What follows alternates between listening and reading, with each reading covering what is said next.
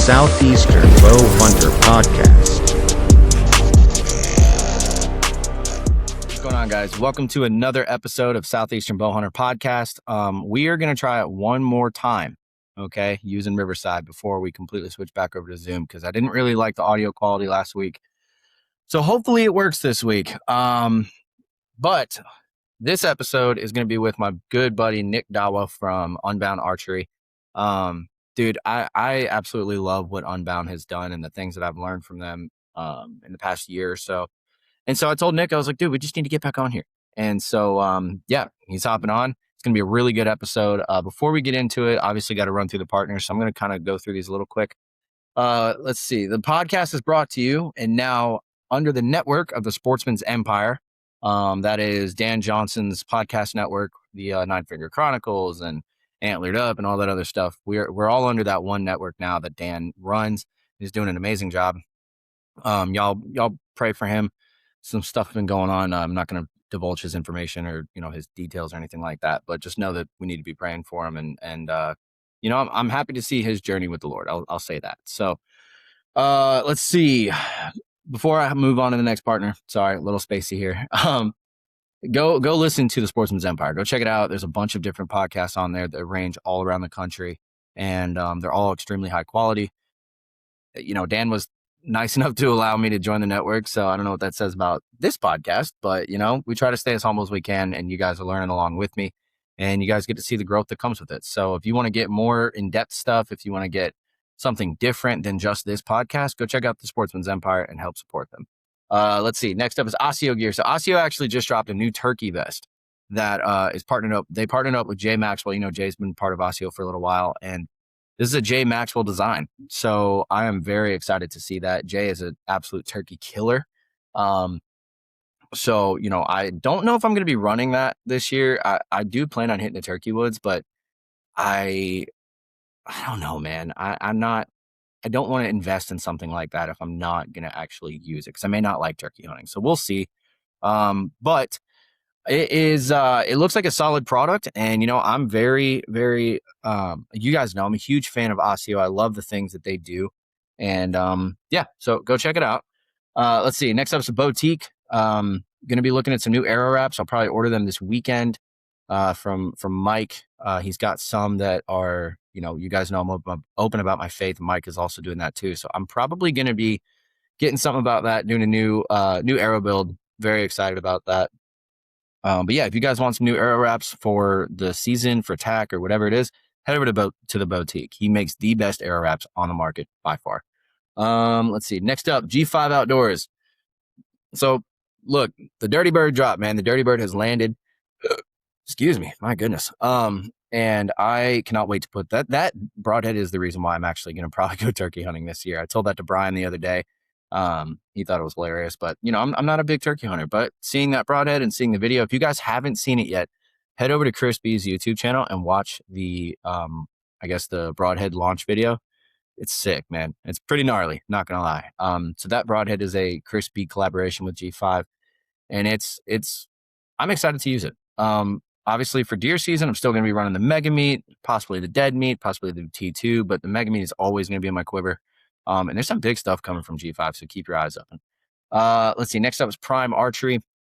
Haven't gotten my divide yet. I'm hoping that it sends out soon. And you guys will know why here in a second, but I'm going to be running the Prime Divide 31 7-inch brace height with full Osseo, Raptor camo on the riser and the limbs. So I am extremely excited about it. And, dude, listen, I'll just be honest. I can put it simply like this. Nothing aims like a Prime. Let's see. Next up, Dialed Archery. So the reason I was talking about that with the new bow and everything is I got my new sight.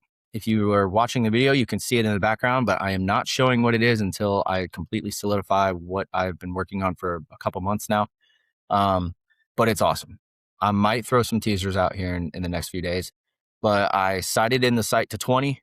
It took almost no time. I've got the new Mag 3 VA from Dialed. That's the adjustable pins, the adjustable vertical pins. And I didn't think I was really going to like it that much, but I like it more than what I had. I love the adjustability of it. So really excited to be using that this season. You guys will see it at TAC. Might do some customization to it. I might change the void dial out to make it orange. Right now it's all black, but I really like the design that's on this thing. So we'll see. But look, deer season's over. Turkey season's coming up. Tax season's just around the corner. If you guys need a new sight, head over to Dialed Archery. Check out the Proof. Check out the Mag 3 VA that will come on the Proof now. It's their first adjustable vertical pin scope housing. And if you don't want to have something you have to, roll the dial and mess with all that other stuff, they have the Strike. And that is the exact same thing as a Proof, except it's not a movable sight. And that they offer that in the same thing. They have the Mag 3 VA, the Mag 3 HA, and then the Mag 3B. So yeah, Dieled's killing it. Dieled's absolutely killing it. Let's see, Moultrie Mobile. I always say that, Moultrie. Just Moultrie. Yeah, sorry, Nick just texted me. My Moultrie cams have been working great. I actually have to go out and put batteries in one of my cameras this weekend because I guess it's just, cold weather kills batteries. And we haven't really had that much cold weather, but I think the 20s and stuff that we were in, we're going to be getting 20s again early next week. Actually, the day this episode drops, it'll probably be 20-something degrees outside. So yeah, we're still in it, boys. But the Moultrie's been working great. As soon as it starts warming up a bit and I actually start getting cameras out, I do plan on getting some new Edge 3s, Edge 3 Pros, probably some Edge Solars because I hate changing batteries. And yeah, listen, Moultrie, I absolutely love Moultrie. That is the one camera brand that I have been using since I started using cell cams. I had some old ones back when I was working with a different company, and I have to admit they worked better than anything I've ever used. So if you guys are in the market for some new cameras, please go head over to Moultrie.com and get you some new cameras. You won't be disappointed. Let's see. Next up, bow hunting leagues. We got the bow hunting league. Deer season's over. The new shirt should be here in a couple weeks, and I'm very, very excited about that. Honestly, I'm very excited to be working with these guys. I am a state ambassador, which means if you are in Georgia and you killed a buck and you were part of the league, you will have, I believe, the Southeastern Bowhunter logo on your shirt. So that's pretty sick, honestly. I'm actually really excited to see how that looks. And if you guys want to become a state ambassador for Georgia, reach out either to me or head over to the link that is in the description. Tell them that we sent you, and you will see a bunch of different perks. I think you get like a banner or something like that, which is actually going to be sent out with the shirts. Yeah, Bowhunting League is changing the game, man. They truly are. So please go support them. Next up, Unbound Archery. Still running the Alpha Veins. Scrape Doctor, going to probably get some scrapes out here in the next few months. Victory Archery, as you know, I've been telling y'all, I'm going to do a new arrow build with my HLRs that I have left over from last year. I don't really need new arrows. The HLRs and the RIP TKOs, in my opinion, perform exactly how I need them to. So I got some extras, so I'm just going to rebuild a couple. And but I love the HLRs, man. I really, really do. That 1.5K weave is God, so awesome. So, or maybe it's 1.5K. So yeah, HLRs are killing it. You will see them on my bow at TAC. I hope to see everybody shooting them at TAC. You guys have any questions about victories, just reach out to me. I'd be more than happy to answer your questions. And last but not least is Catalyst Archery. And we had Brian on a couple weeks ago. I love those stabilizers. High quality, but an affordable price. That's the one thing I keep saying. So please go support all of these partners. Oh, actually, one more thing with Catalyst. He has a new, you probably heard in the podcast episode, but if you didn't, he has a new arrow quiver that bolts onto your bow that holds one arrow, and it's mainly for like if you're at the range, maybe not tack, but if you're at the range and you're just shooting, in the yard, or maybe you're shooting in the yard and you just want to send a couple arrows down range, that's what he made it for. It's not made for someone to go hunting with. You can do it, but it's technically not for that. However, I think it's a really cool little design, I guess. I hope I see it a lot over at TAC. So anyway, that's all the partners. Now, before we get into it with Nick, I got to ask y'all something. All of you listening, please pray for me, because I've made a decision that, I went to the doctor the other day, and I've been praying about this with the Lord, and I've honestly been struggling a lot, not just with this, but with a lot of other stuff. And it's not, I don't know if it's, I'm not gonna say it's lack of faith. I think it's just I'm getting in my own head about stuff. And I am officially on the path to quitting vaping. And I don't mean to make that sound like some big thing, but yeah, it's difficult. It's very difficult. I'm not gonna lie. I've already fallen some, and I'm not proud of it. But one of my coworkers actually was. We were talking about this, and he was telling me about how it's all mind over matter. And he was like, word for word, this is what he said, and it gave me chills still even thinking about it. But he goes, I don't know what your Bible says, but my Bible says that I can do all things in Christ who strengthens me. And that hit deep. And I think that the struggle that I've been feeling is the enemy's way of trying to bring me back down, right? Make me feel like I'll never get over this. But I know that Jesus will get me through it. And I know that Jesus will get you guys through anything that you need him to. And even if you feel like you have nothing you need to, I guess go through, or any struggles you're dealing with, give Jesus a chance. All right. He's changed my life. He absolutely has offered eternal salvation just by having faith in him, which is, I still struggle to wrap my head around that. But like, what kind of love is that? That's just an unimaginable love that I love my daughter, love my wife. I know God loves us more than that. And that is hard for me to believe, but I do believe it. So shout out to Stanley Hill Church over in Social Circle.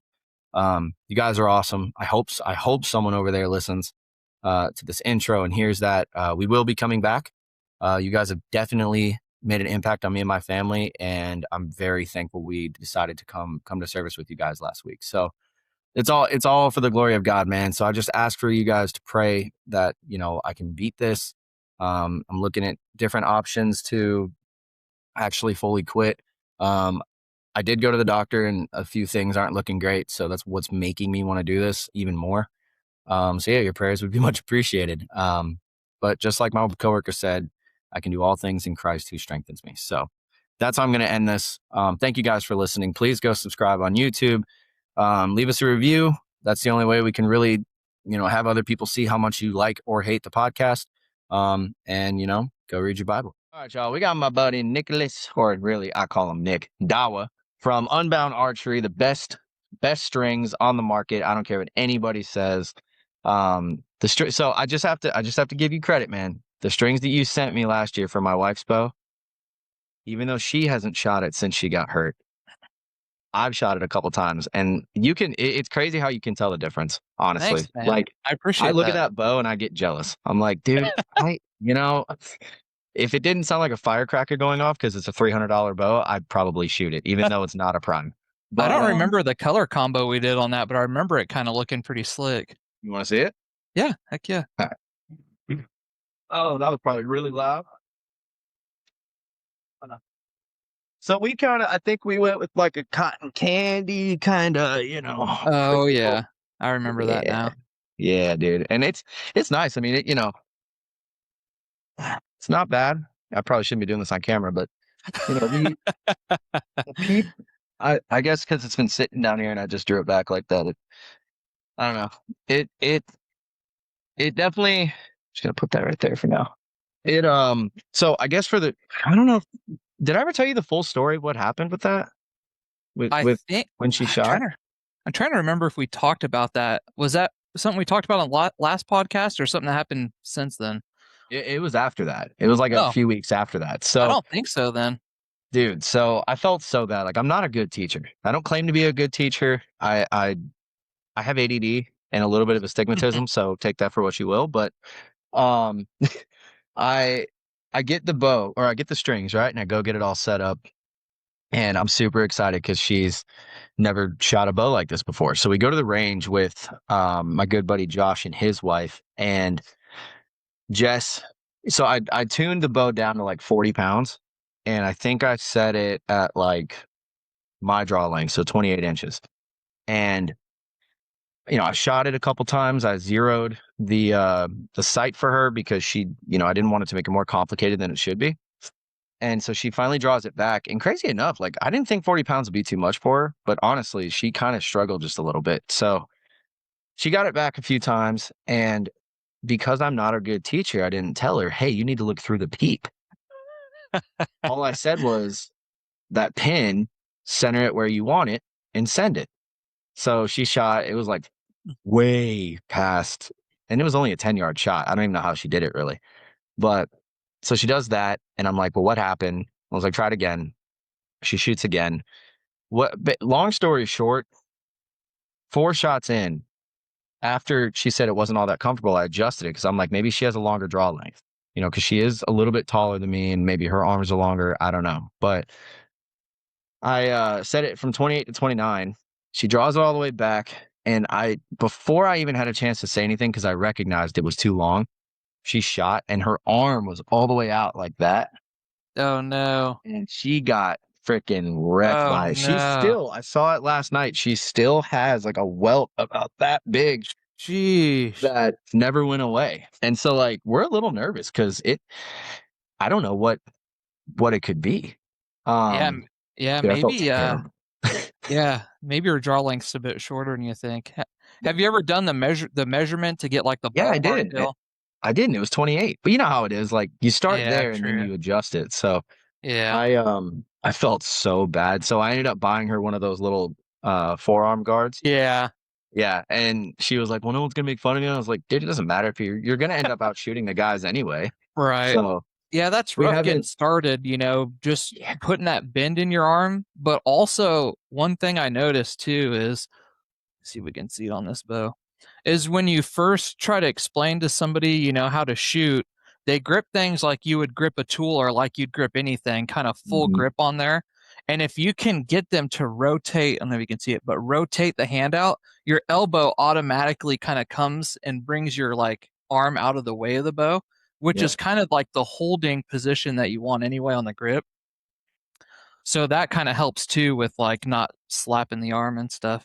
Yeah, dude, I felt well, and so what's crazy is I couldn't figure out why, because even when I shot it, it felt kind of weird. But I'm like, well, this is a bow that's like 4 times cheaper than what I'm used to now, so maybe that's what it is, right? And that's not a flex. I just want to be clear, that's not a flex. Because I said that I was like, oh god, that sounds terrible. But I mean, that's what I've gotten used to it. I'm used to a flagship bow, and so I didn't think anything of it. Turns out the peep was way too high. That's what the problem was. So I actually was down here working on some stuff, and I looked at the bow, and I'm like, man, why? Because it never shot like that before. So I drew it back, and I was actually paying attention this time, and the peep was like all the way up here. I was like, oh, well, no wonder I was kind of, messing with it. I wasn't paying attention. So yeah, that makes a huge difference. yeah. So we're working on, or I'm working on trying to get her to shoot it again. What's crazy is she's coming with me to TAC this year, but she's not shooting. So I'm hoping that the influence of that's going to make her be like, oh, this looks like a lot of fun. I want to be able to do this next year. So I don't know. We need to put these Unbound strings to good work though. Cause I mean, right now they're just sitting pretty, like, dude, that's a good looking set. Right? That's what man, the guy, whoever made these, he just knows what he's doing. He did an okay job. Yeah, I mean, it's that. I've seen worse. It's pretty sick. Oh, trust me, so have I. I've shot worse. No, but all joking aside, man, you've been doing really, really good on the YouTube side. Your videos, I mean, no joke, are so entertaining. There was 2 that I remember. I think there was one you put out I haven't watched yet, but the one with the Matthews bow that fell out of the truck, the recreation. All right, so I want to break that down. Was that an actual, like, did you recreate that, or were you just filming the entire thing? Yeah, it's crazy, just to rewind a little bit, like, I've only been doing YouTube for like 6 weeks, 7 weeks. So I just decided like 2026, I'm going to make videos. Like I do enough archery stuff anyway. And last year was just a crazy year with like shooting my antelope and shooting the 190s and winning a side-by-side at Shot 3D Experience and winning a bow at 200 yards. I'm like, these could all been YouTube videos. Like I gotta do more stuff. So this year I'm like, I got some crazy ideas. I bought a spear from Tim Wells. I'm going to do some spear hunting. And, but I was like, with all the stuff I have going on, like it doesn't hurt just to film it without an expectation of like getting a bunch of views or getting a bunch of likes, just to see what it's like to feel like. I see a lot of people filming stuff. It's like, at least create it. I get a lot of people that ask bow related questions or kind of want to see what I'm up to. So I released a video, then I did another one, and then I did like a throwback one. This is one I've been wanting to do. Was like I used all equipment from the 90s and I shot a doe. So like the bow, the sight, the arrows, the broadhead. And that was kind of cool, but it's just like kind of snowballed from there in the videos. I feel like I'm kind of getting a little bit better at filming and editing and stuff. But the bow falling off the truck one was crazy. So some of the footage was recreated and some of it was like genuine. Like the video of me driving up and like seeing the bow and getting out of the truck and getting the bow was legit, like from me finding my bow in the ditch. But like the recreation of the bow falling off and stuff like that, was stuff we filmed, but it was Okay, fun. I see, had that's what that. I thought. Yeah. Because I saw that and I'm like, okay, either Nick's literally filming every single second of his life or he recreated this. But either way, the thing is, like, if you weren't thinking about it, you really wouldn't even know. Right. That's how good Yep. it was. So I yeah, dude, it's stuff like that. Cause I mean, I had this conversation with Greg Poole like a month ago. And while he was way more colorful in his language than I'm gonna be, I feel like a lot which hey, I get it, man. I'm the same way.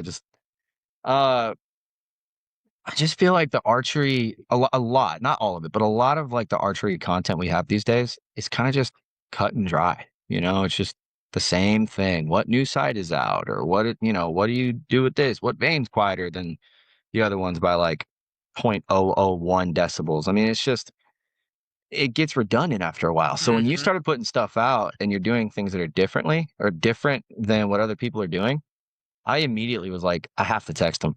I have to let them know that this is like Thanks, man. I it's appreciate that. refreshing. It's good to hear that because, like I said, like no expectation. I'm doing it for a full year, and then we'll see like if I enjoy it, but if other people are getting value out of it, and I want it to be half like entertainment and kind of half Mhm. educational. I think you've seen some of that, probably both of those things, in Yeah. some of my videos. But like you said, with you go and you research something about archery, and there's like 20 of kind of the same idea, and I wanted to be kind of different, but you got to like put your personality and stuff, like into the Yeah. videos. And I try to do that. I'm sure I'll get better about it.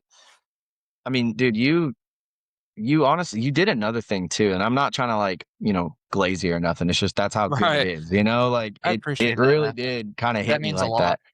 that. But one of my favorite videos that you've done recently was like I forgot what you called it. I look at it like a Frankenstein string job Oh, the on the world's mat view. ugliest bowstring. Dude, and it didn't even look that bad. That's why I was like, I don't even think you can make a It's bad, crazy, like, man, because string product if you tried.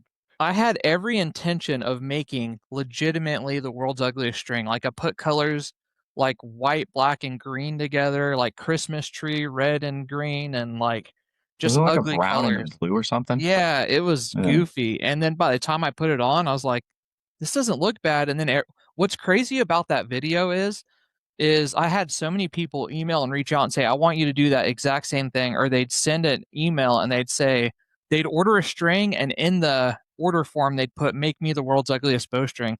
So what I did was, instead of people having to do that, I made it an option on the website. And it's Yeah. called the Crayon series because people said it looked like Crayola It exploded. kinda Of did. course, you can't use Crayola as a string name, so I use Crayon Well, yeah. series. But if people order that, it's a one of a kind string. Like no, by the time I'm done with it, there's not another person in the world that has that exact color combo. We have Yeah. so many different spools of colors and then the serving and the different serving spots. So they're just completely unique. And I think that's kind of cool and interesting. Yeah, dude, I don't know. I it's really funny too, because like, strings, I mean, I never really thought about this up until when you sent the strings for Jess's bow, but strings matter, like, Oh it's yeah. kind of a striking thing, and to be able to take everything that you basically got and just throw it together, and I think that's a way, like, and not to get too, biblical or anything or whatever, but it's like that's God kind of telling you, like, hey, man, this is a new product idea. You could maybe get this a little, catch more people's eyes. You're It's not not wrong even, about that. yeah, like, how many people do that? How many people do you know that have like a Crayola box string? It's just, you don't That's a see it. good point.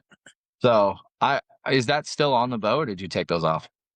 Well, it's funny because I ended up listing that bow. So it had the black strings on it and they're kind of wearing down. So I was like, all right, it's time for a new string. This is a perfect opportunity. I have a list of YouTube video ideas and some of them are pretty cool that I'm going to do this year.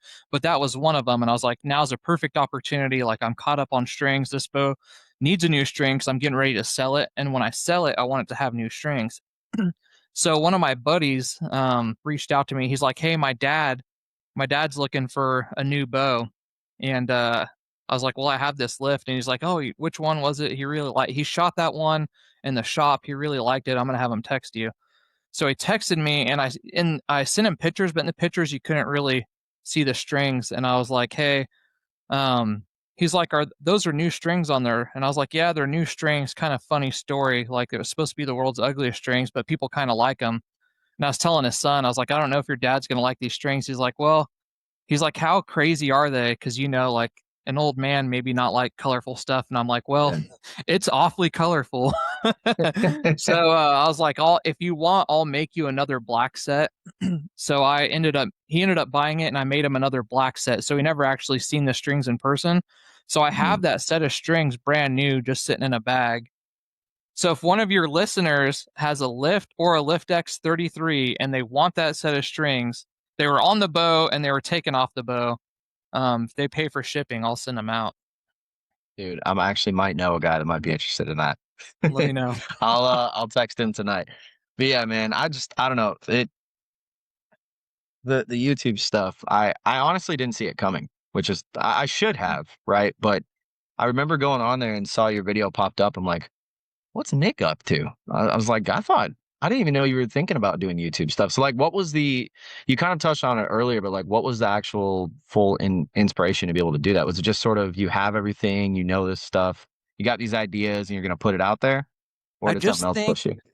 it's interesting perspective because I've been like passionate in archery for so many years. And I think we talked on the podcast last time, what got me into string building was, living out in the middle of nowhere, not having a shop and learning how to, people always start with making their own arrows and then they get a press and they work on their bows. And the next thing was me building my own bows out of wood, and then fast forward here I am building strings. And it's like over the years, all the crazy stuff I've done with a bow, all the interesting stuff, like I've contacted Guinness World Record trying to pitch like world records I want to try to break with my bow and stuff. Some of that stuff ended up falling through, but it's like, man, this whole time, if I was like, every year I'm like, I want to start YouTube. I want to start YouTube. And it's like after last year, all the crazy stuff I did with my bow, I was like, all right, 2026, like now or never. If you wait in life until you're fully ready to do something, you'll never ever do it. Like you just have to jump in, make mistakes, and that's how you get good at stuff. That is so true, man. I'm so glad that you said that. I didn't think we'd be getting philosophical this early. Yeah, it So happens sometimes. yeah, dude, you should hear me during the workday. What, okay, so what have you noticed? Have you noticed any major growth from it? Have you noticed new customers? Like, has it really helped out the brand as a whole? Or are you just enjoying it and you're not really paying attention to that stuff? It's funny because I'm enjoying it, not really paying attention, but it is helping because I'm getting a bunch of comments or people, texting me or, like you and just saying that you enjoy the videos and stuff like that. And it's good to hear that feedback because I want to put these out and I want to enjoy doing it. And if at the end of the year, like I didn't enjoy it or like it wasn't giving people any value, even entertainment value, then I don't want to keep doing it. But here I am like 2 months in and I'm like, I think a lot of people, I have some how to's and people are getting value out of those or just enjoying the entertainment side. And I've been doing everything with my iPhone, with the exception of one of my buddies watched some of the videos and they're like, I like your videos. I think you could do better with like a mirrorless camera. I'm going to send it out to you. So he sent it out and I made my most recent YouTube video the other day, how bowstrings are made. And I did it with that camera and it might have taken a little better quality of video, but it kind of, I don't want to say ruined like the experience of making the video, but the whole idea of making the videos is I'm not really going out of my way. Like this is my life. I'm just filming my life, right? So Yeah. I can just take my iPhone, stick it on a thing and it's done. These fancier cameras, like trying to get the lighting and the zoom and like it does facial like all this stuff. And I'm like, man, and then like on my phone, I just upload it real quick, do the editing and post it on YouTube. I had to take the SD card, put it in my computer, and then I had to wait forever for it to upload. And then the editing was a lot longer. So I'm like, Yeah. I'll take a little less, which the iPhone records really good video anyway, but I'm like, I'll take a little less, quality video to just record what I'm doing. So I'm going to stick with the iPhone for a while and kind of see how that goes. Yeah, it's funny that you're even saying all that because I'm looking at this year. I've got most of what I need to start doing in-person podcasts and like doing videos that way. But the one thing I've been thinking about is like, how am I going to still do the video and still have the same audio? And I'm sure I could reach out to somebody that would know, but like, I don't know if I really feel like taking on all of that extra stuff. I know it's not cheap. And like, we're supposed to be going to Disney World this year. So I have no extra play money Yeah. at all. Yep, I And hear you. so I'm just kind of looking at it like, man, I know I need to do this. I have most of what I need, but I don't want to spend $3,000 on a camera, nor am I I, going I to. think I So, think you'd be surprised, how much of a difference it doesn't make having higher quality. Because as long as you're producing the content that people want to see, like I don't mhm. think it's gonna, change a person's mind on them watching it just because the video quality might be slightly better. You know what I mean? Well, and the thing is too, like, especially on my end, the YouTube doesn't do great. I mean, I think the most views I ever got was 2 years ago when T-Bone was on here and was talking about arrow stuff, and somehow that made it up to like 3.5 or 4,000 views, which is the most I've ever had. But after that, it's always, I think the next highest one was like 300 views. So I'm like, why am I going to invest in, yeah, and granted, I know there's cameras out there I could use, right? But like, if I'm gonna try to do it, I want to do it to where I know it's gonna have the best quality, Mm-hmm. and I just don't see the investment being worth it right now. Especially being down here in my basement. Like if I had a studio or something, that'd be different. But we may be moving soon. Like again, I've been Yeah. hearing that for the past 4 years, so I don't know if that's actually gonna happen. But Which which platform do you think you have the most like viewers tune into your podcast on? so I made the switch over to the Sportsman's Empire. So now I can't really see all of that without asking for it. But before I did that, um, I think Apple was 56% listenership. Oh wow. And then, yeah, which is crazy because I was using Spotify for literally everything. That's where I was distributing it and all of that. And then Apple just must be more prevalent, I guess, for people to listen. You would Because think it everybody would has an be iPhone. Spotify. I mean, correct me if I'm wrong. I'm just thinking out loud, but you can watch the podcast on Spotify, but can you watch it on Apple too, or just listen? You can. The weird Okay. thing is, I actually it's so funny we're talking about this, dude. I just before you hopped on here, had to update terms and conditions with Apple because they're starting to do like the same thing Spotify did, where you watch the video. The weird part is, I was never able to put that on there, and I don't know why. I wonder if Hmm. I really think it has something to do with what we were trying to use, Riverside, because Riverside and Spotify have partnered up, and I mean, I do the videos every single week. I record these and put them on YouTube, and I've tried to put it on Spotify before I made the switch, and it just wouldn't take it. I don't understand why. Like when I'd go to upload it, it just wouldn't do it. So Weird. I don't know. I mean, when I'm listening to podcasts, I honestly don't ever watch the video normally, um, because I'm driving and I'm trying not to hit anything. I've gotten close enough in my lifetime. I don't need to. I don't need to rear anybody. But yeah, I don't know, man. It's just weird. Like, it's kinda nice not having to worry about any of that stuff anymore, you know? I mean, the only thing I look at is YouTube and so, I guess to stay on the YouTube thing, have you made any shorts that you've been putting out yet? Yeah, I've made a few. Um, I went down a rabbit hole. I don't know if you kind of get into this stuff too, but I watched some videos on kind of growing some of your YouTube stuff, and I heard so if I do any shorts now, and I didn't do this in the past, but if I do shorts now, it's only a short from my long form video to kind of promote the long form video. Because I heard what happens is there's two sets of viewers on YouTube.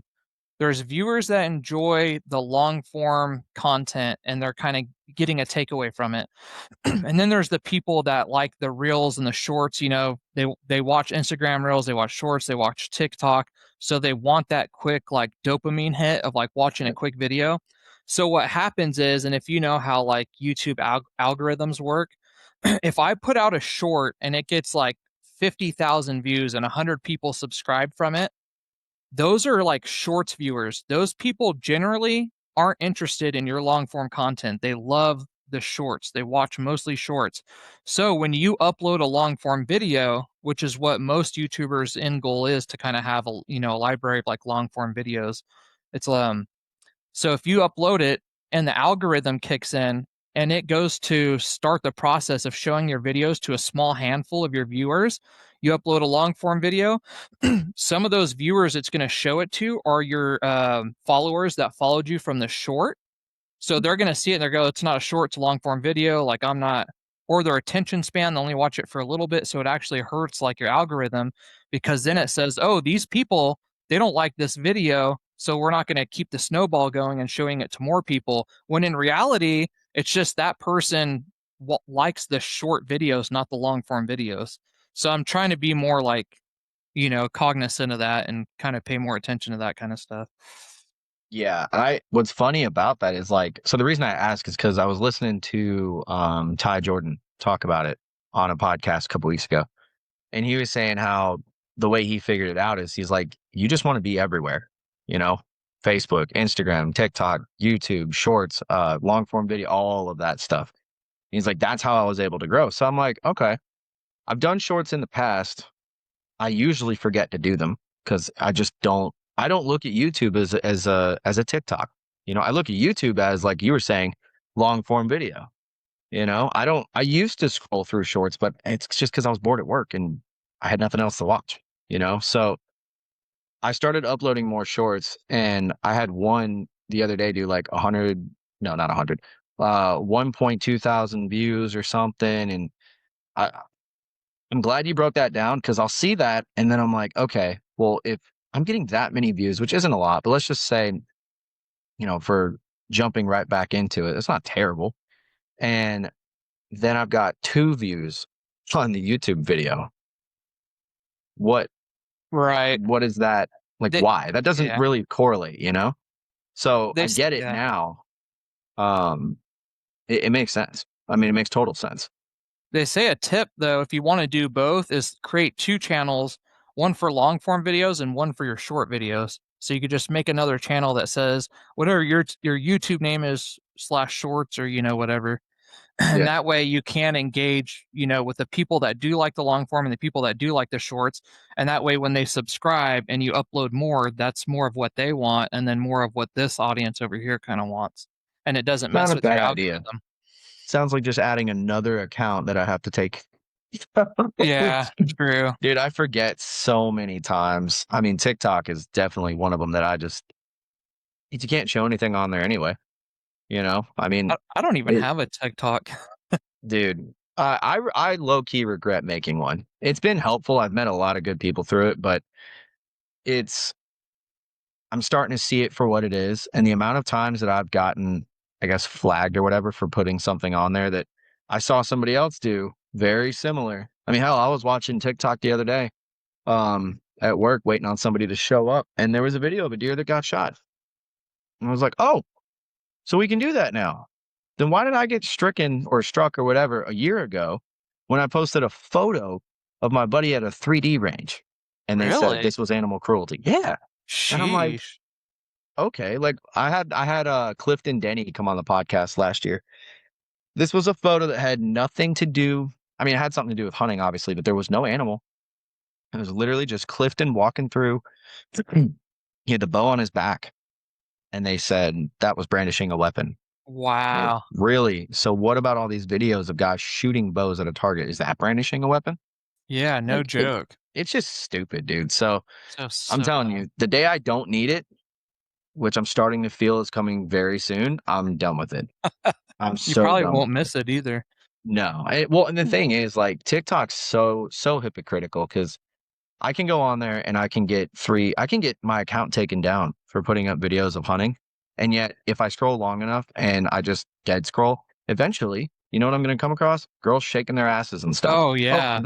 That's fine, but I can't show something that's legal. Yeah, isn't that crazy how that works? It's nuts, dude. It's disgusting, really. So it's like, I don't know. I don't want to get too fired up on it. I want to focus more on you, but I'm definitely starting to feel the frustration from it. But anyway, on to more positive things. What have you been up to in the past year?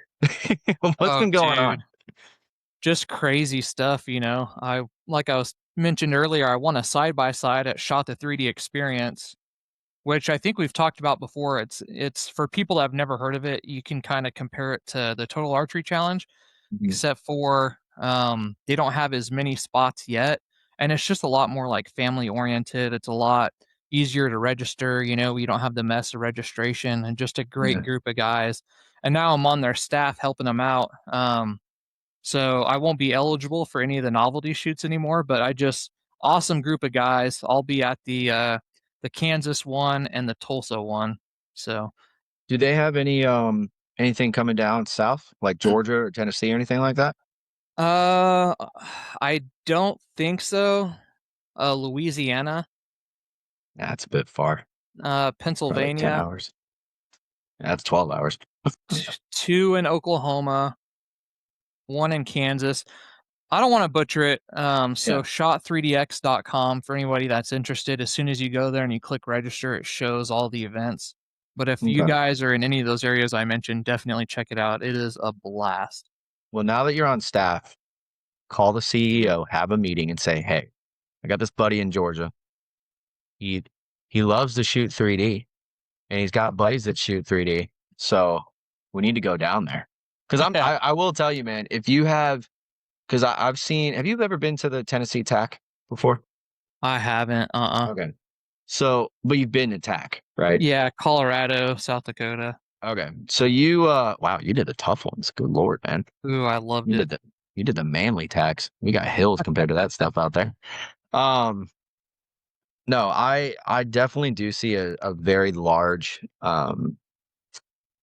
what's the word? Crowd, I guess, at the Tennessee TAC. So I know if Shot 3DX wanted to come out here, it would draw a lot of people because we have like the R100 that a lot of people go to.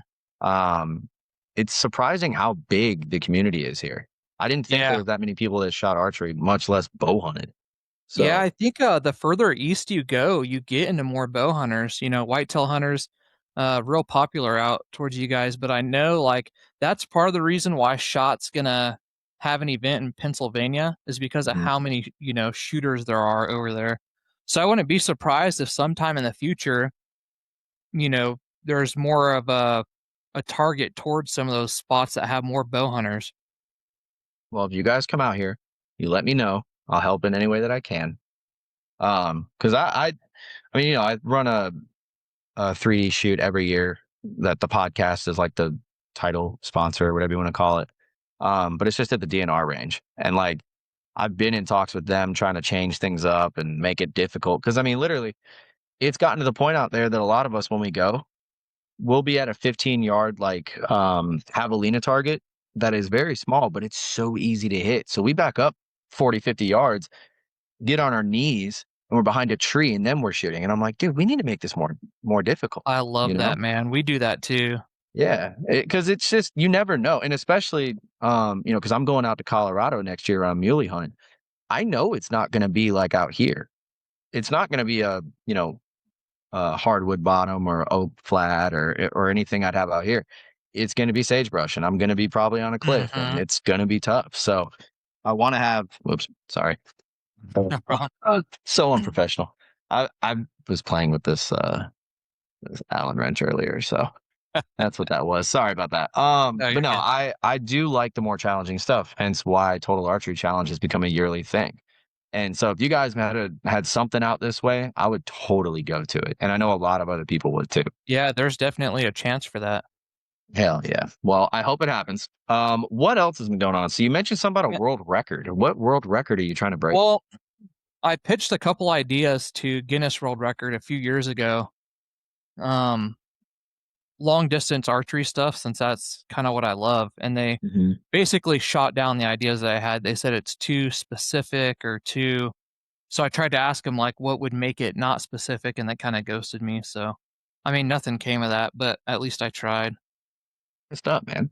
Yeah. That's so messed up. See, they hate us because they ain't us. That's the only way I can look at it.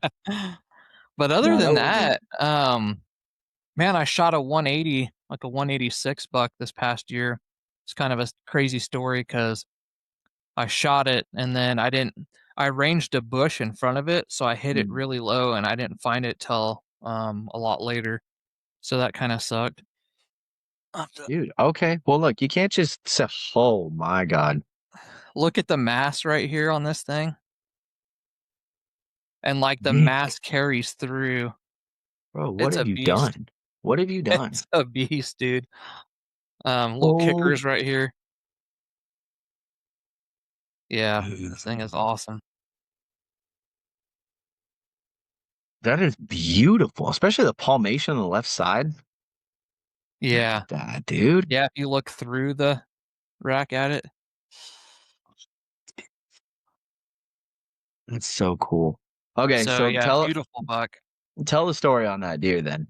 All right, so You can't show it and then not tell it. so we decided as a group that the land we hunt up where we hunt in Kansas, we decided not to do cell cameras or cameras at all this year.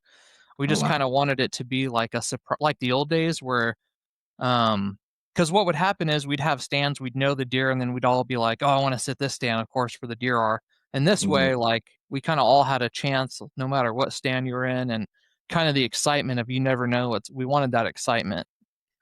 So it was like the middle of October, and I'm sitting near the creek, and this buck comes by, and I it looked like a busted up. It was starting to kind of get dark, and it looked like a busted up 8-pointer because that mass on the one side, it just looked like half of its rack was missing. And I put my it was right at 20. I was like, that's going to be a good buck someday. And I picked up my binos. I'm like, holy crap! Like Good this is buck a today. big shooter. So it went down into the creek, and I was ranging, and I was like, that does not seem like 21, 22 yards. So I drew back and I put my pin, and I was like, this does not feel right. But the rangefinder kept picking it up. And so I aimed 20 a little bit high, and I just boom, and it hit it low. And I texted my buddy, I was like, just shot this real nice 10-pointer. He was hunting a stand like 100 yards away. It's like, just Mhm. shot this real nice buck. I don't feel good about the shot. So when he got out of the stand, he came over and we looked at blood, and we backed out for a long time, came back in, followed the blood trail, and it was like I found the arrow and there was like no blood, like just little drops, and we searched and searched and searched, did so much, and it just like everything in us told us that he was like gonna survive. Um, so I exclusively hunted that spot because we, like I said, we didn't have cameras or nothing, so we couldn't verify if it was still up walking around. Mhm. Um, so I exclusively pretty much stuck to that stand, and I've never sat as much amount of sits or many hours in a stand in my life. But I was like if I injured or wounded this animal, I don't really want to shoot a different deer. So I just kept sitting in the spot, kept sitting. It was weird. Like it wouldn't, like he never showed back up. I've seen so many deer through the year. I have a cool video of a buck knocking over my decoy. But yeah, I sat that stand, didn't see him, and then towards the end of the season, I was like, I can't stand it anymore. Like we don't have cameras, we're not seeing him. Like I've sat different stands in the area. Other people that hunted with us didn't, nobody's seen this deer. So I was like, here we are. I got 2 more weekends left, and I went and I walked even further. I walked like 3 miles. I found a big giant shed, and I was like, man, this is a nice buck. Like I wonder, it was a shed from last year. I wonder where this buck is. Um, but anyway, nothing. And then here we are the last weekend. I spend like all day. I walked miles, and I finally walked right up and I found him. I found him in a spot that we didn't walk. Um, but the crazy story, the reason why I brought the shed up is because that shed is his shed from last year. No way. So it was crazy. Like I ended up finding a shed, didn't know it was him. Yeah. Let me grab that shed real quick. All right. Dude, that's wild. I I love stories like that.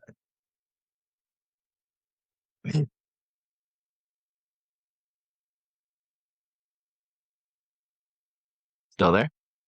Yeah, can you hear me? Yeah. I don't know why my thing froze up. All right, there we go. Yep, that's him. That's totally So him. it's you can see the exact like indentations and stuff Yeah. It's from like that the side. veining's exactly the same. And it's the side that blew up. You can see exactly where. That is such a good deer, man. Yep. I mean, identical. It's identical. He just palmated a little bit. Yep. So So crazy deal. so what state is this in? I can't remember. Kansas. Kansas. All right. Well, that makes a lot of sense. I knew you were out there and like. So let me ask you this. This is totally off topic question in a way, but what do you consider Kansas? Is that like West? Is that Midwest? Midwest, yeah. Kansas Really? is Midwest. Yep. Okay. Because isn't Kansas like smack dab in the middle of the country? Yeah, smack dab Okay. in the middle. Real makes sense. Got How Nebraska above us, Oklahoma below us, Colorado, yeah. How Missouri. how'd you guys do this past spring with all the gnarly weather? I mean, I know this is about hunting and stuff, but I'm a nerd when it comes down to tornadoes. So I have to ask you. Man, we we had a tornado go right by our house last year. Like the Really? craziest thing, we have a basement, thank God, that's where I'm at right now. But we Yeah. were watching the Weather Channel, and the icon of the tornado on the map was where our house was. Did you step outside and see it? I have a screenshot of it on my phone because it's so funny. I didn't. It was nighttime. It was dark. Oh, But there was dude. somebody like a mile down that got a picture of it. That right there, like so you live in Tornado Alley, I live in Dixie Alley, so we deal with ours is not nearly as bad as y'all's, but um I paid more attention the past couple of years, and it's like we either have tornadoes that go way south of us, or not way south of us, like 30 minutes south of us, that always seem to hook towards us and then they dissipate before they get here, or the threat is at nighttime. And I don't sleep when that happens because I'm like, we don't have, I mean, where I'm at right now, I have two doors that if they get taken out, so are we. Because this is ground level. Like we don't have any underground anything. And we don't have any strong ones here, but you know what? F2, F3, it'll do damage. Oh yeah, for And sure. I used to, so my stepdad, is like an amateur storm chaser. We used to chase storms all the time when I was a kid. And I remember like dying to see a tornado. And then I remember seeing the very first time a funnel cloud, and I was scared to death. I'm like, oh, that's what that is? No, I'm good, man. Like, they're so interesting, but I feel like there's something so ominous about it. I mean, am I Yeah, right? there Like, you've is. had to have Oh seen one, yeah. right? Yeah, I lived in Southwest Kansas for 5 years, and it's very barren and like every year down there a town gets wiped out by a tornado. And when I lived down there, I've definitely seen ton of funnel clouds, some smaller tornadoes, but it's crazy, man. So you haven't seen any like F5s or anything come running through? No, I haven't. Thank God. But they happen all the time, like in Oklahoma, Kansas. It's Yeah. crazy though, because I don't know, you probably pay attention to this stuff, but it seems like, here we are, Tornado Alley, Texas, Oklahoma, Kansas. Tornadoes are like going more north now. Like Yeah. Minnesota's seen a bunch of tornadoes. Like, Well, they it's had that crazy. F5 in Nebraska this year. It's the first one in like 12 years. Yeah. Which that in itself, I don't know if you saw the picture or not. I saw that. I'm like, you want to talk about scary? I'm trying to remember that one. I can send you a picture of it later. I mean, it's got, and I know I'm nerding out. Everyone that's listening to this is probably like, dude, what are you even? Go do a tornado podcast if you want to talk about this so bad. But there's a picture that I saw, and it was like the okay, so I'm really gonna nerd out here. The cloud that comes down, I'm assuming you would know, it's like the mesocyclone, right? Which is where all the spinning air really is. And then there's the tornado. Well, that thing comes all the way down. It's basically almost touching the ground. And then you see this massive The tornado funnel under it. cloud? Yeah. Dude, I saw that. I'm like, I don't even know what I would do if I saw that in real life. I'm going the opposite way. Yep. Like, I don't care where I'm at. I'm loading all the animals up. We have 6 animals. I'm loading the kid. I'm loading my wife, getting my deer, and we're gone. What's crazy is like a town after a giant tornado wrecks it, like pictures, video will not do the justice of like the feeling of seeing like trees ripped out of the ground, cars Yeah. flipped over, houses collapsed. Like it's unbelievable. So we had no, God, it was probably 3 or 4 years ago. We had twin tornadoes. So I was actually in it. So I get home, right? and try to tell the story quickly because I know people are going to be like clicking off. But I get home. My wife's like, "Hey, can you go pick the girls up? There's really bad weather coming, and I want them to be with you." I was like, "All right, cool." So I hop in my truck. I draw. Now, at the time, my daughter's school was only 5 minutes from my house. So I hop out of the house, bring the dogs inside, bring them, put them in the garage because I knew it was coming, and I leave and I get out on the main highway that takes me to my daughter's school. I look to my left and I see the storm rolling in, and I could see like what I've seen on videos in Kansas and Oklahoma, and I'm like, oh, this is gonna be bad. This is gonna be really bad. So as I pull into the parking lot, as soon as I turn my truck off, the wind starts going like crazy. The rain starts coming down super heavy, and the teacher that was outside is yelling at me to come in the school because she's not walking the kids out. I was like, okay. So I hop out, force my door closed. I just bought this truck, by the way, so it was like a week after I got it, and I am literally running into the school. As soon as I step foot in the school, the power gets cut out, and I'm looking outside, and you can see that it's just gnarly, gnarly wind. Yeesh. So I find my daughter. She's freaking out. Everyone's got their heads covered and whatnot. Long story short, there was, and I'm thinking our house is gone at this point. I'm like, well, I know what this is, right? This is way too close. There was one tornado that went maybe not even a quarter mile up, or I'm sorry, south from the school, and our house is south from the school. There was another tornado that was another quarter mile or so, even more south from our house, and they came through and both went and then merged on the lake that is like 10 minutes from my house. Yeesh. And you want to talk about damage, dude? I saw people's roofs missing. I saw trees uprooted, and I'm like, we got lucky. We got so lucky. So Crazy, I know man. exactly what you're talking about. It's wild. Yeah. But cool. I had to nerd out for a minute. So back on to hunting. It so you killed the one, what was he, 186? Yeah. Yeah, I Okay. killed my 3 biggest whitetails these past 3 years. 170s, 190s, and 180s. Yeah, because Yeah, okay, so crazy. the last time you were on here, you were telling me about a 190, weren't you? Yeah, I That's think what I so. thought. So I mean, how how did it feel when you finally found him? I mean, was he like totally just not even skin and bones anymore, or like It was how did you unbelievable. find I'll have him? to send you some pictures, but, I found a leg bone, and I Ugh. was like, "I gotta find the deer that this leg bone belongs to," and I started just, like, walking circles and then just like, almost stepped on him, and I just Oh wow. froze, and I just could not believe it. Like, I So texted the buddy that helped me search, and I'm like, "Dude, I found him." He's like, "What direction?" I was like, "Way opposite direction." Like, huh. we followed the specks of blood, like, miles this way, and he was, Yeah. like, miles the complete opposite direction. How do you think what do you think the shot looked like? Just low. Like, it was I almost thought at the too low, and at the Mhm. time, like, it was too low, but man, I don't know, it made me sick for the longest time, and finding him, it was, like, bittersweet, like, it sucks. I was telling my buddy Steve, and we're thankful for this deer, but I was like, "Buddy, like, I wish we coulda walked up on this deer together, like, and enjoyed it, at Yeah. that time." So, it just kind of unfortunate deal, and it reminds you of, like, that's why they call it, hunting and not killing and stuff, but Yeah. I'm I thankful we found usually him. I usually say that exact same thing when I'm not killing deer. So it works both ways. The coyotes, yeah, so, I mean, didn't fully go to waste, right? The animals and coyotes and Yeah. stuff ate, but yeah, Hey, you kind of a found him. crazy deal. You found him. That's what Yeah, man, matters. it was like the feeling of, like, finally finding him, putting my hands on him, getting the rack, like, closing the chapter of knowing, like, instead of driving myself crazy on what happened, like, it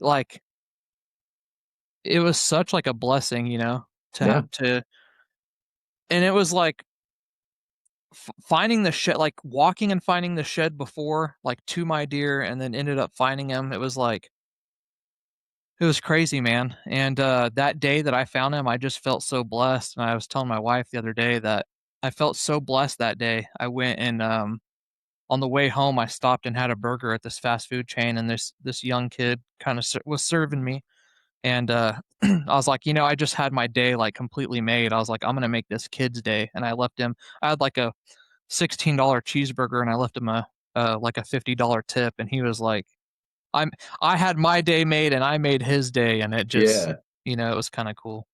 Dude, that's awesome. I love stories like that. But that's treating human beings how we should, and Yeah. not It's like passing not on a blessing, exactly. So, making somebody else's day. oh, sorry. Oh God, hold on a sec. No problem.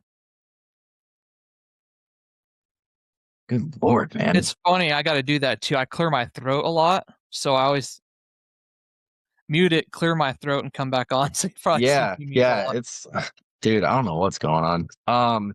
Okay. So before I die, uh, what's new with Unbound? What can we expect to see from that? Has there been any material changes? I know last time we got kind of in the weeds about like what is it, BCY and all that. Yeah, there's a new serving material that came out, and he's waiting on a couple more colors to kind of complete the colors that would go with most strings. Once that happens, I'm converting fully over to the new Bloodline serving material. I think people are gonna like it. Fibers are still the same. There's I think he's possibly working on a new color. So we'll be excited to see that as well. Other than that, I still have plans next year. We could be moving. I don't want to give away where to, but if when that happens, I plan on hiring another part-time string builder, and then down the road maybe another one, so that we can really, that's the next step, is growth. Like, we have the formulas down, we know how to make the strings, like we have the customers. I've got to shut the website down just to keep up sometimes, so we're definitely in that period that the next step up is growth. So that's going to require hiring some help. So that's going to be a next big step. So we'll look forward to that in the coming years.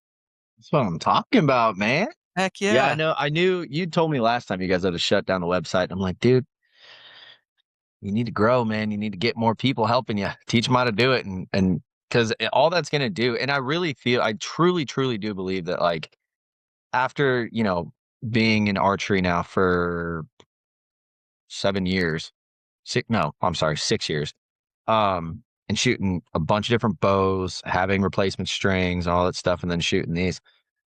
Even on my wife's bow, I will literally be able to tell the difference between that and factory strings. And it's like, I want to see, I think I said this on the last episode too. I want to see Unbound be like just top of the top, Thanks, because man. the quality is there. And I think more people just need to realize that. Because obviously you're doing it. I mean, you guys have to shut down the freaking website. So I'm not Yeah, saying any of that to make it sound like y'all are small, because you're killing it. right. But I appreciate that, man. And we had to stop taking dealers like over a year ago just because we mhm, didn't want to bite off more than we can chew. But I appreciate that on the quality. And I think if we talked about YouTube, the most recent video upload is how bowstrings are built. And I go over my process. I don't know if you've watched that one yet. I just uploaded it like 2 days ago. yeah, But I I go haven't yet. over like the process at Unbound, like starting from when the order comes in, how we write it out, like how I do the layup, the twisting, the serving, the machine that does the stretching. Like, I go over all that. So I think some people can kind of see the detail and stuff that we use here. So I know that stuff's important to people. Oh yeah. I mean, I'll be watching it tonight. What's so bad is I literally saw it the other day and I meant to watch it and then I just kept scrolling because I like to see one thing I want to watch, find the next thing I want to watch, you know? I do that sometimes too. Yeah. And then I found something. I was like, oh dude, what? And I clicked it and completely forgot. So And it I sucks when apologize. you find it and you watch the thing and then you can't re-find the video you wanted to watch. Yep. That's happened to me a couple Dude, times. it makes me so mad. So I've gotten this new system. I'll go on there, I'll click it and then let it play for like 2 seconds and then I'll back out of it. So then I can go back in the history and be like, okay, Watch. Oh, now, yep. yep, Continue dude, I've watching. Yeah. got a system down for it, man. It works so well. Well, cool, man. Look, I don't want to hold you too long, and I do want to give you a chance to do a shameless plug. And before I do that, though, I want to thank you for coming on because, dude, I feel like I have to say this too before we do all that, typical, just, oh, I'll do a shameless plug stuff. I have to say this. You doing YouTube videos, I think is giving people a glimpse into the goofy side of you that maybe not a lot of people know, you know? And I mean, I I honestly love didn't know that. either. I saw it and I was like, oh, damn. I was like, Nick's a goofball, dude. I I love had it. no idea. Dude, you have no idea. I'm such a freaking goofball. Well, I have a little idea now because I've seen it. Like that, I still feel like that Matthews big video where the bow fell off the thing, and I could see it, especially having edited and like knowing how the process goes, and I was watching it. I'm like, this man literally put in all this work just to really have the story out. Like, it's awesome, dude. It really Thank is, you, man. and it makes it relatable, which is something we need, you know. And like, I would much rather watch a video like that or even the in-depth string building videos where I know there's going to probably be some funny stuff. And like you killing the doe with that extremely old bow that's probably older than me. I mean, that is stuff you don't see, and it's interesting.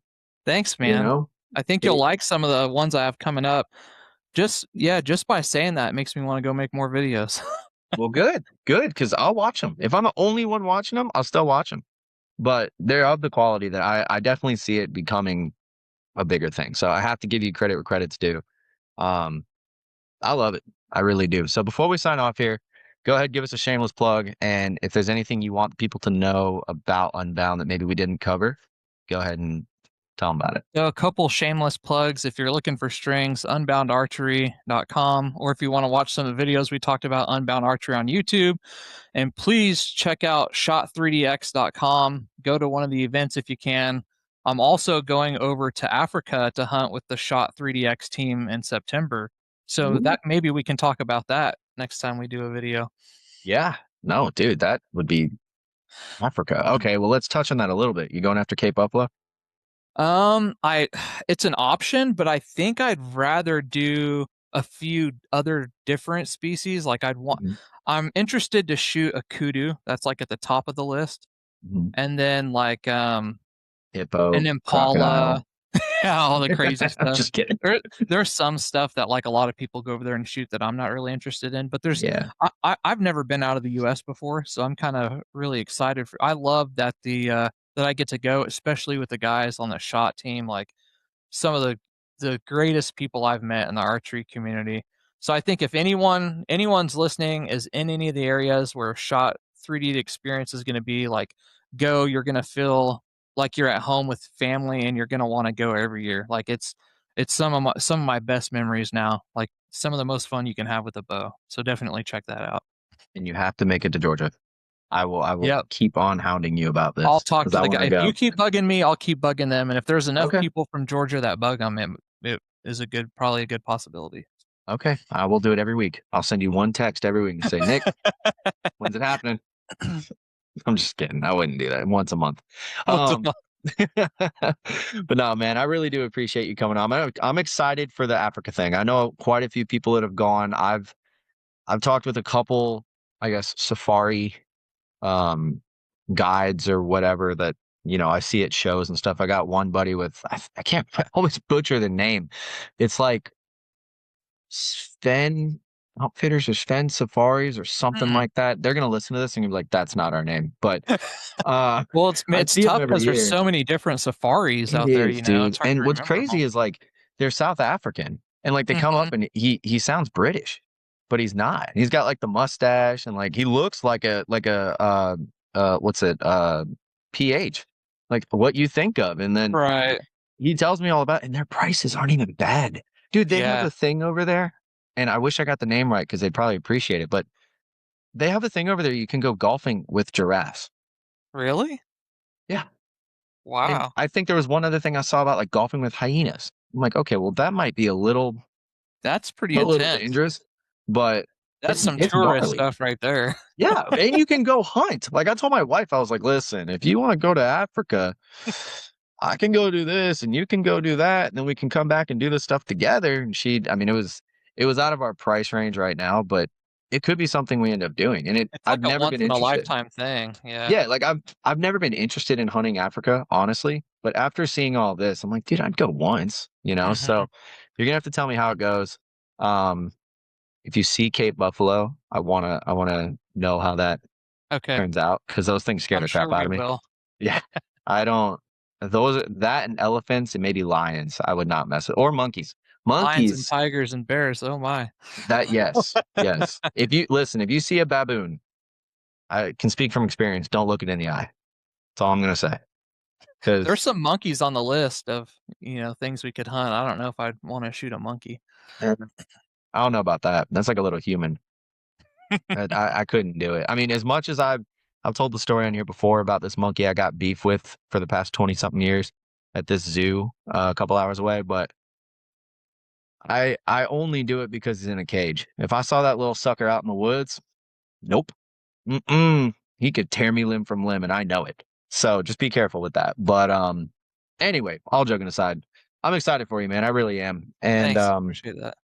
yeah, thank you for coming on, dude. We definitely got to do this. So Thanks you're for going having in me. September, right? Yeah, September. Yep. Okay. Well, maybe we'll do one before then. I don't know. We'll see.